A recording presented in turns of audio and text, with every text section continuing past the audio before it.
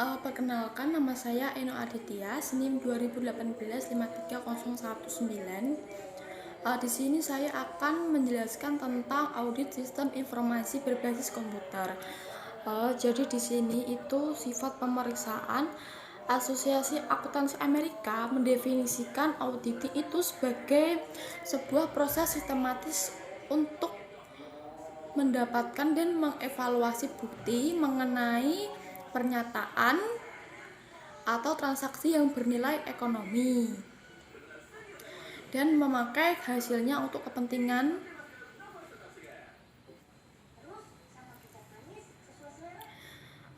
tujuan berikut ini terpenuhi.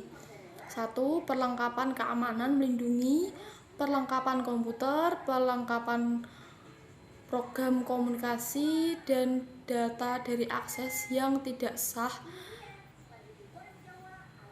modifikasi atau penghancuran. 2. Pengembangan dan perolehan program dilaksanakan sesuai dengan otorisasi khusus dan umum dari pihak manajemen. 3. Memodifikasi program dilaksanakan dengan otorisasi dan persetujuan pihak manajemen. Jadi program tersebut dilaksanakan atas dasar persetujuan pihak manajemen. Jadi kalau pihak manajemennya tuh nggak nge-CC juga nggak akan jalan programnya. 4. Pemrosesan transaksi, file, laporan, catatan, komputer, dan lainnya itu harus akurat, lengkap, jelas. Jadi nggak ada kayak miskomunikasi atau salah tangkap informasi. Jadi semuanya itu harus jelas, lengkap, dan detail. 5. Data sumber yang tidak akurat atau yang tidak memiliki otorisasi yang tepat diidentifikasi dan ditangani sesuai dengan kebijakan manajerial yang telah ditetapkan. Jadi sumber data yang tidak akurat itu nggak bisa masuk, nggak bisa. Data sumber yang tidak akurat atau yang tidak memiliki otorisasi yang tepat diidentifikasi dan ditangani sesuai dengan kebijakan manajerial yang telah ditetapkan. Jadi semua data itu harus sesuai dengan kebijakan manajerial yang telah ditetapkan. Kemudian file data komputer telah akurat, lengkap, dan dijaga kerahasiaannya. Pendekatan audit berdasarkan risiko. Jenis-jenis prosedur pengendalian, rencana keamanan, pembatasan atas akses secara fisik. Jadi nggak semua orang itu bisa mengakses file tersebut. Pengendalian penyimpanan dan pengiriman data. Perlindungan dari virus ini penting soalnya setahu saya itu kalau banyak file itu pasti banyak virus.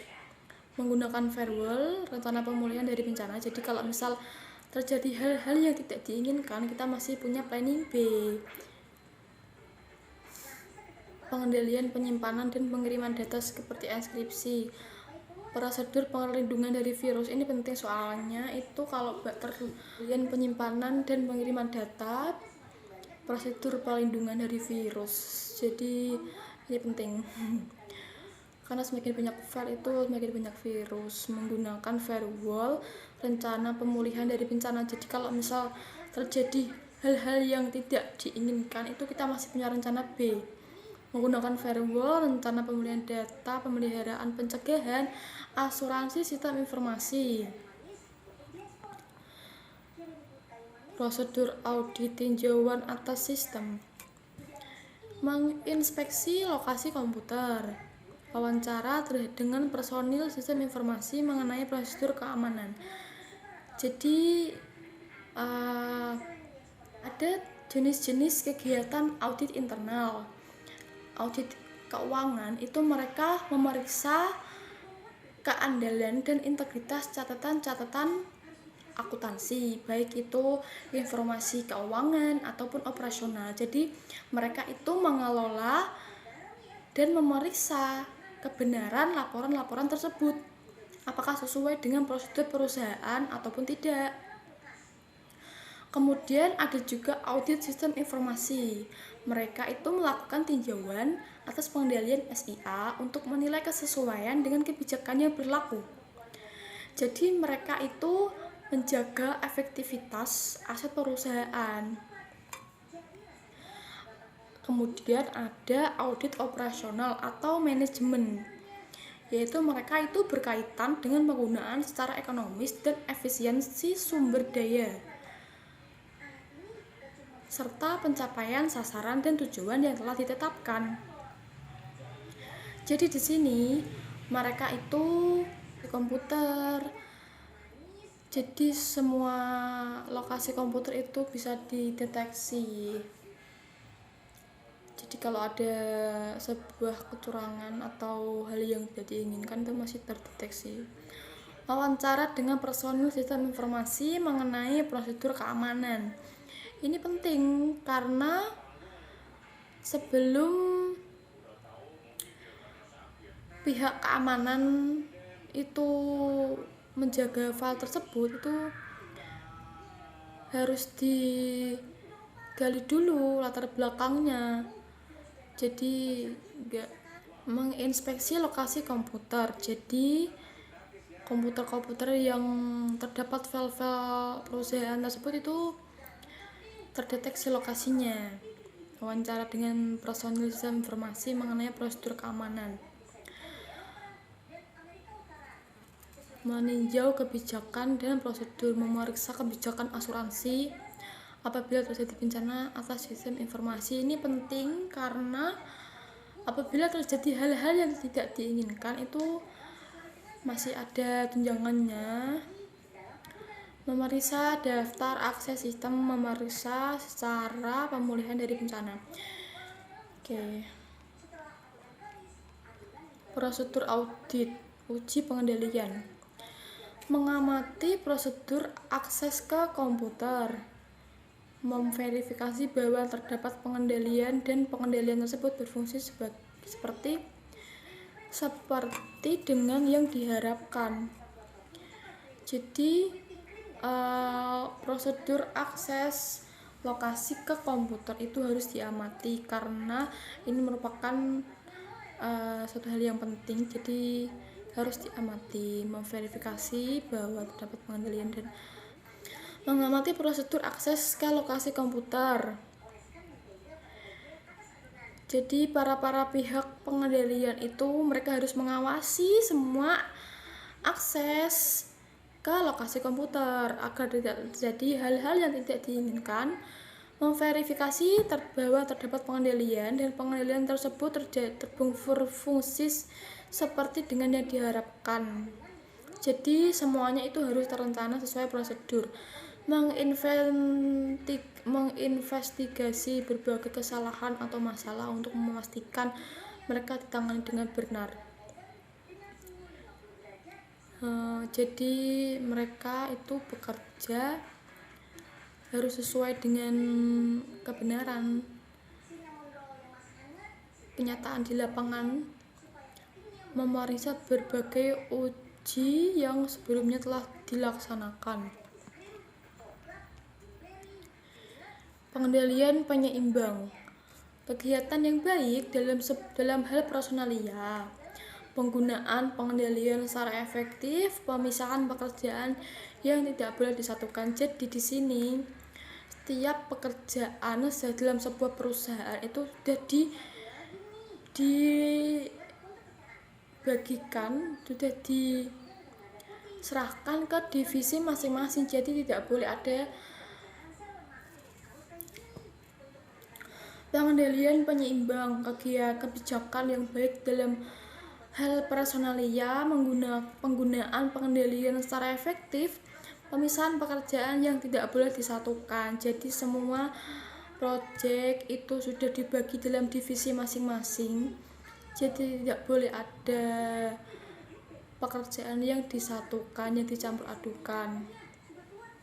Tentang Eno Aditya. Jadi di sini saya akan kembali memaparkan tentang COBIT, Control Objective for Information and Related Technology.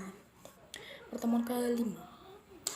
Jadi COVID itu dirancang sebagai alat penguasaan IT yang membantu dalam pemahaman dan memanage risiko, memanfaatkan serta mengevaluasi yang berhubungan dengan IT. COVID merupakan kerangka panduan tata kelola TI dan atau sebagai toolset pendukung yang bisa digunakan untuk menjembatani gap antara kebutuhan dan bagaimana teknis pelaksanaan pemenuhan kebutuhan tersebut dalam suatu organisasi. COVID memungkinkan pengembangan kebijakan yang jelas dan sangat baik digunakan untuk IT kontrol seluruh organisasi. COVID juga berorientasi proses. Secara praktis, COVID dijadikan sebagai suatu standar panduan untuk membantu mengelola suatu organisasi. Sejarah COVID tahun 1996 itu dikeluarkan dan disusun oleh IT Governance Institute yang merupakan bagian dari ISACA Information System Audit and Control Association. Ada 5 versi COVID yang sudah diterbitkan. Versi pertama diterbitkan pada tahun 1996, versi kedua tahun 1998, versi 3.0 di tahun 2000, versi COVID 4.0 tahun 2005, versi COVID 4.1 tahun 2007, dan ada juga COVID versi 5 tahun 2011. Ini baru ya. COVID, sebuah kerangka kontrol TI.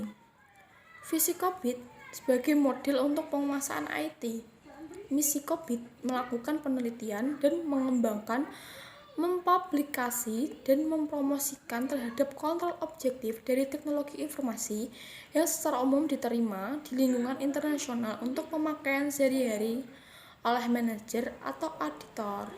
Jadi COVID ini berguna juga untuk audit, untuk pengelolaan audit juga.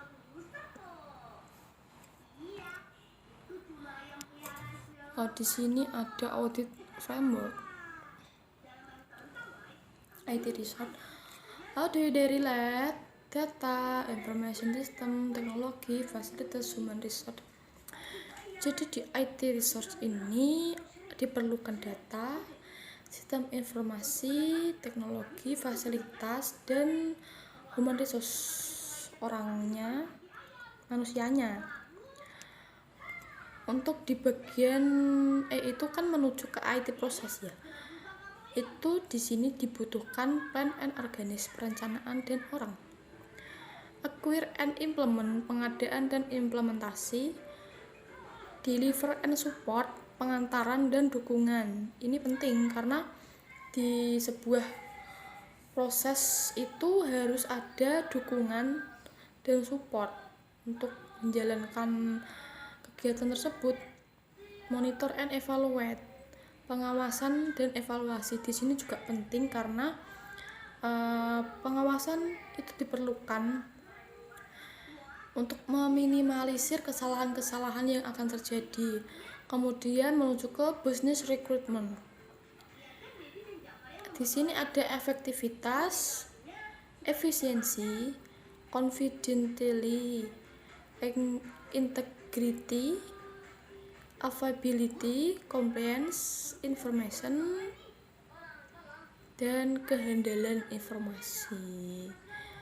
Jadi nilai data bagi pesaing entitas jika data tersebut berguna bagi pesaing. Jadi sebuah entitas ini harus menjaga kerahasiaan data karena bagi beberapa pesaing data tersebut bisa sangat berguna untuk memanipulasi sistem atau memanipulasi data agar menimbulkan kerugian atau memberikan dampak buruk bagi entitas tersebut. 8. Menaati seluruh peraturan dan aturan yang ada dan berlaku. Ketaatan terhadap peraturan yang berlaku, baik itu di dalam ataupun di luar entitas, memberikan dampak positif dan bernilai tambah guna. Jadi, di